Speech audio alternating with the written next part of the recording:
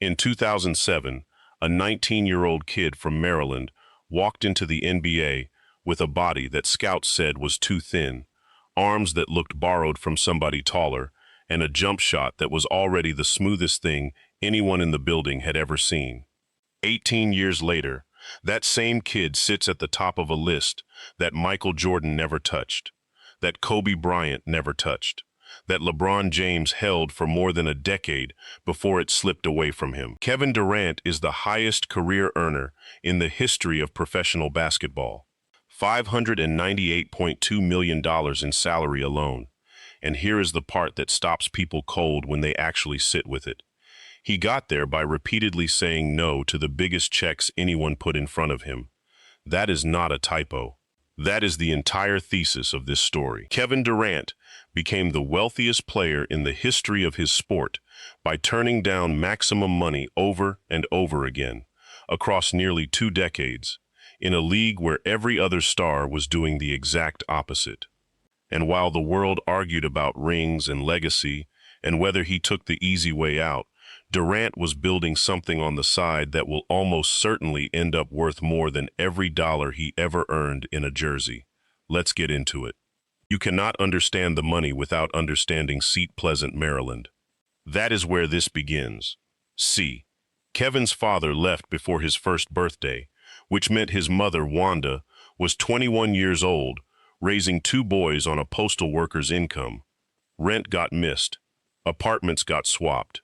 The family moved so many times that Kevin changed schools the way most kids change seats. Every relocation meant a new hallway, a new cafeteria, a new set of faces to earn over from scratch.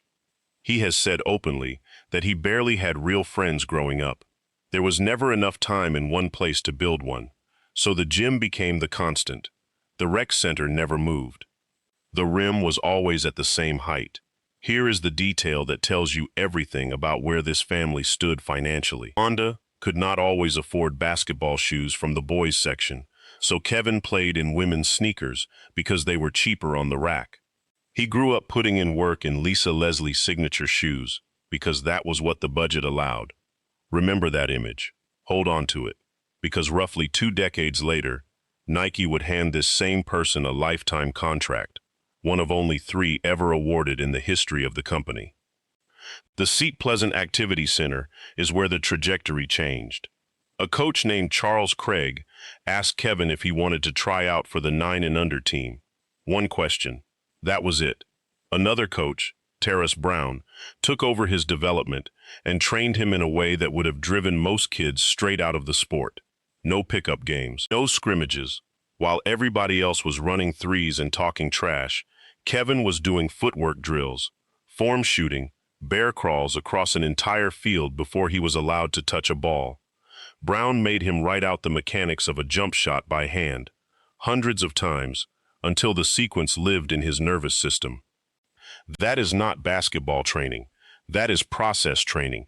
That is teaching a child that the boring, unglamorous, repetitive work is where the actual outcome gets built.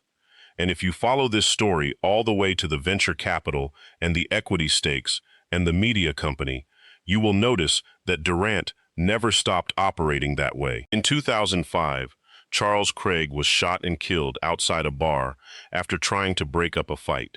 He was 35 years old. Kevin has worn number 35 ever since.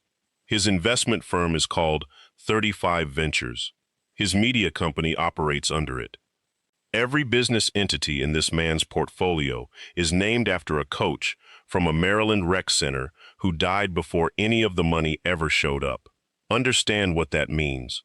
The entire financial empire is built on a memorial. Now, the basketball part moved fast. Seattle took him 2nd overall in 2007. He won Rookie of the Year at 19. He averaged over 20 points a game as a teenager, which at that point only LeBron and Carmelo had ever done.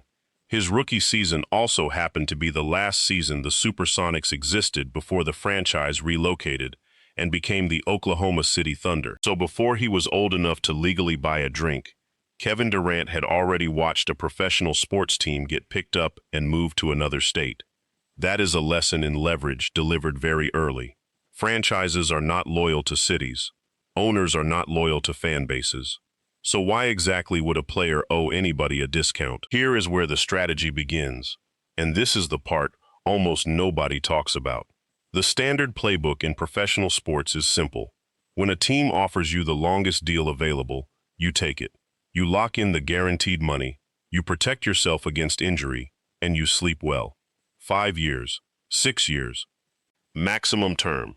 Every agent in the business preaches it. Durant and his business manager, Rich Kleiman, went the other direction entirely. They started signing short, 1-year deals with a player option, 2-year deals with an out, contracts that looked, on the surface, like a man gambling with his own financial future.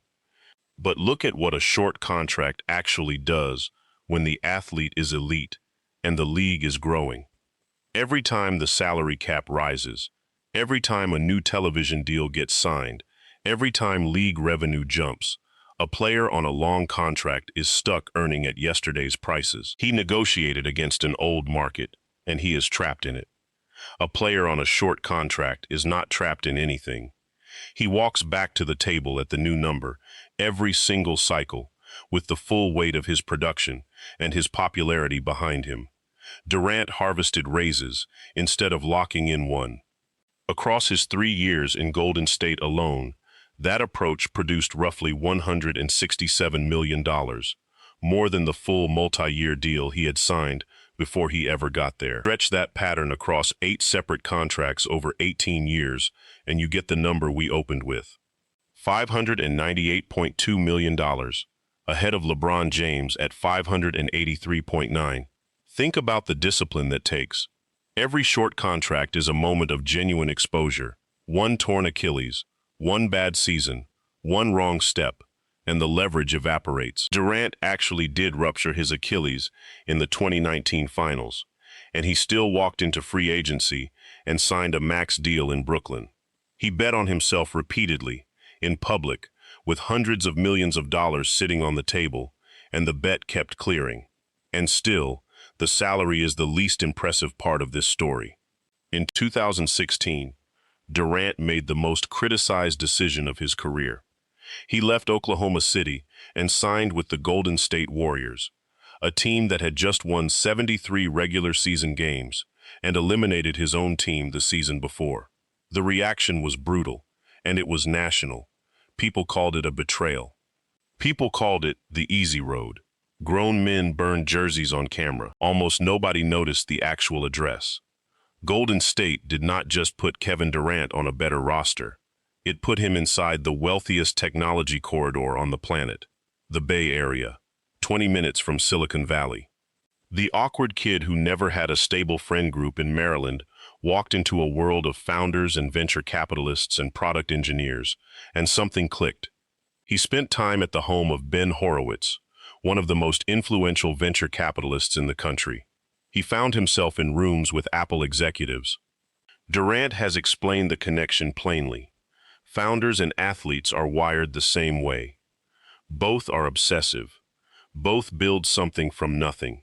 Both have to be excellent in a market that will replace them immediately if they are not. That same year, Durant and Kleiman launched 35 Ventures. Not an endorsement company, not a brand shop, a family office with a real investment thesis. And the thesis was simple enough to explain to anyone. Get in early, get in cheap, and take equity instead of appearance fees whenever the opportunity presents itself. Postmates was the proof of concept.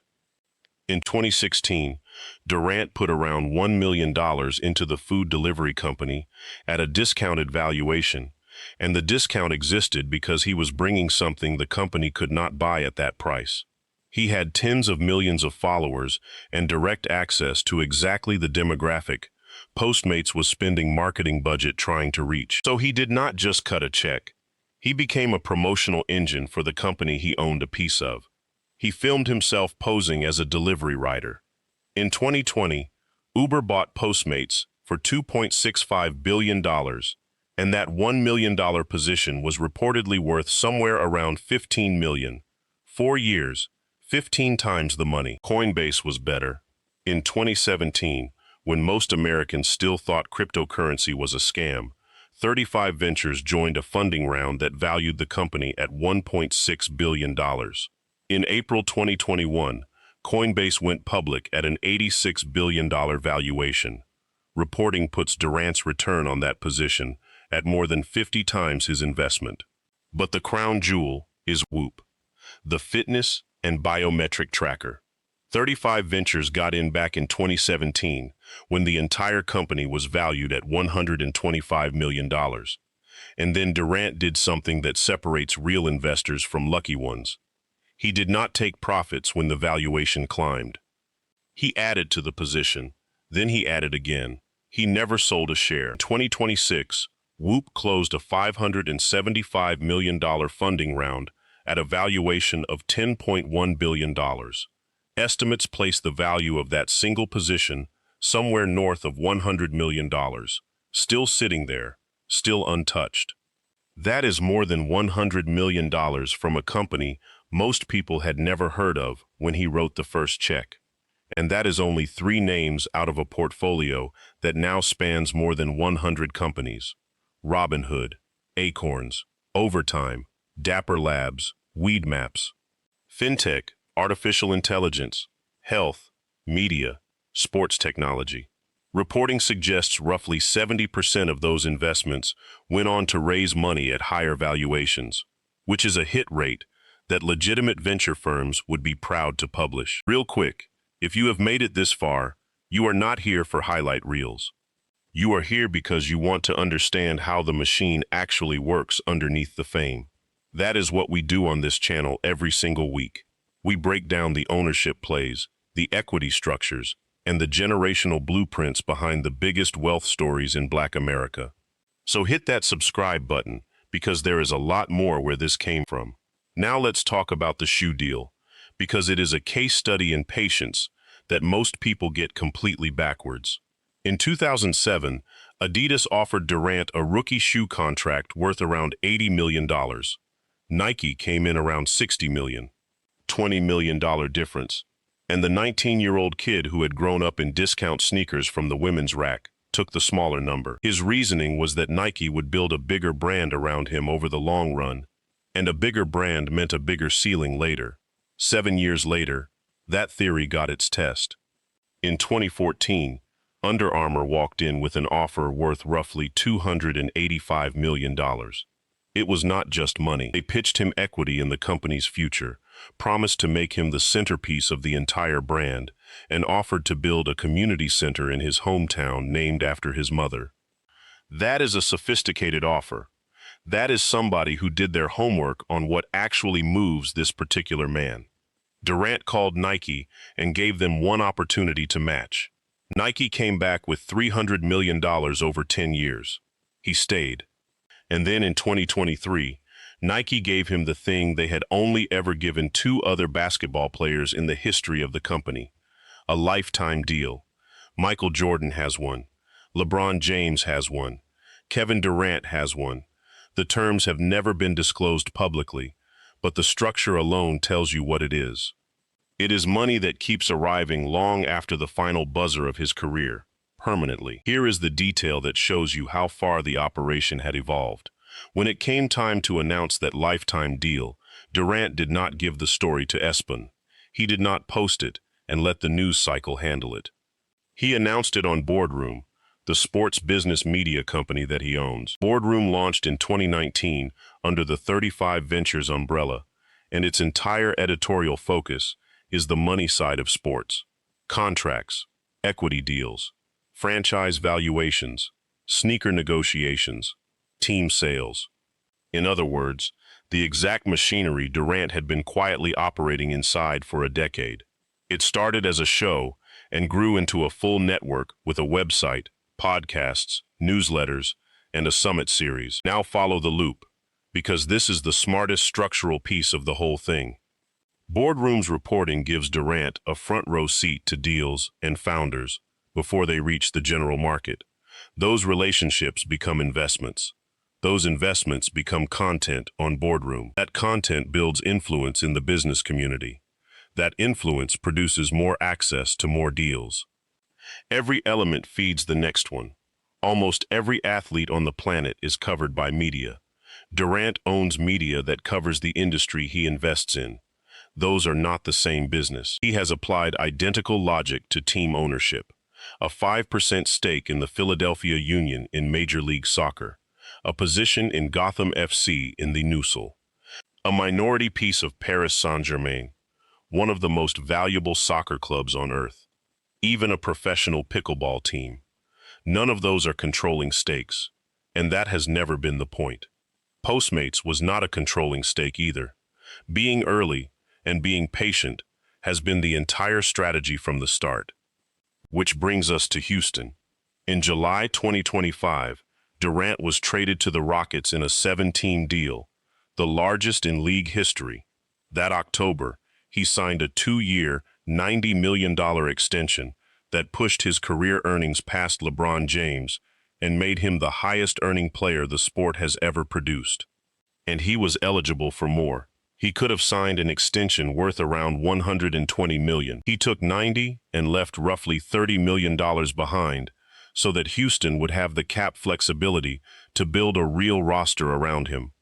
At 37 years old, with the all-time earnings record hanging in the balance, he still gave money back for a better structure. That is not sentimentality. That is a man who understands that his salary line is no longer where his net worth gets decided. So what is he actually worth?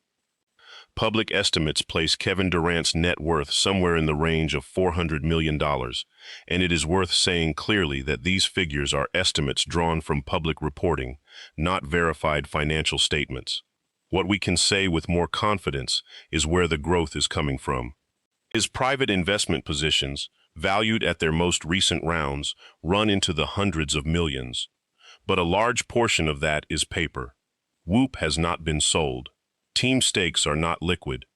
Private equity does not turn into cash until somebody makes it turn. And Durant knows that better than most. There is a story that surfaced in 2025 about Bitcoin he bought years ago, sitting in an account he could not access due to a login issue. Locked out of his own position, while the asset climbed. Kleiman's take on it was that being unable to sell had only helped him. That is almost too perfect a metaphor for this entire story. The wealth was built by not selling. Here is what the Kevin Durant blueprint actually teaches, and none of it requires a jump shot. The first lesson is contract structure. Durant almost never signed the longest deal available to him. He kept his terms short, preserved his optionality, and reset his price every time the market moved in his favor. If your skill is genuinely valuable, the longest contract is not always the best one. Sometimes, the length is the thing being sold to you. The second lesson is that the biggest number in the room is not always the most money.